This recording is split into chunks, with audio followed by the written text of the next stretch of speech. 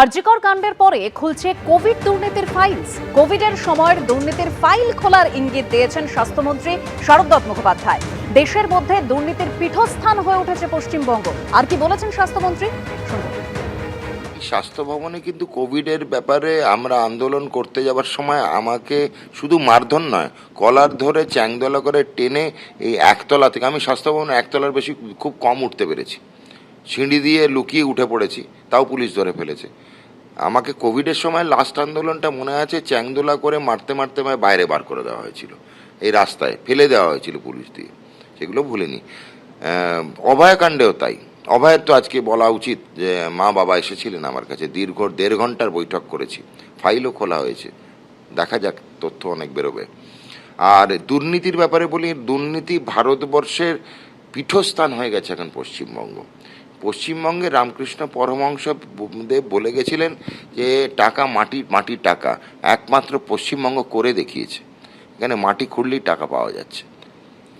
আমাদের কাছে কিছু খবর আসছে উড়ো, আগে আমরা কনফার্ম করতে হবে, শনাক্তিকরণ সবার আগে।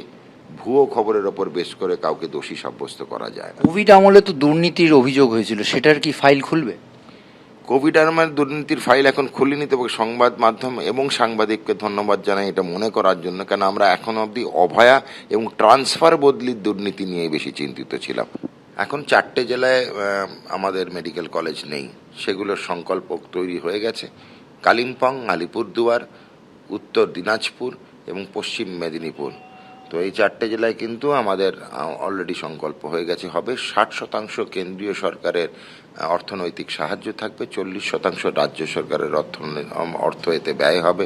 আমাদের কিন্তু পরিষ্কার ডিরেক্টিভ হচ্ছে 10% বেড খালি রাখতে হবে, কক্ষ নির্দেশিত হবে এবং সাইনেজ বা বোর্ড থাকবে, 3টি ভাষায় লেখা থাকবে। সেই সাইনেজ কিন্তু থেকে সবার চোখে পড়ার মতো সাইনেজ হবে, যাতে সবাই দেখতে পারে, এবং সেই সাইনেজের থেকে বড় সাইনেজ অন্য কোনো সাইনেজ হবে না। একজন এক্সিকিউটিভ থাকবে প্রত্যেকটি বেসরকারি প্রতিষ্ঠানে। আমাদের পেশেন্ট যাওয়ার সঙ্গে সঙ্গে তাকে গ্রহণ করতে হবে, এবং ছুটি হওয়ার সময় আমাদের সেই এক্সিকিউটিভ সেই পেশেন্টকে আলটিমেটলি তার অ্যাম্বুলেন্সে তুলে দেবে।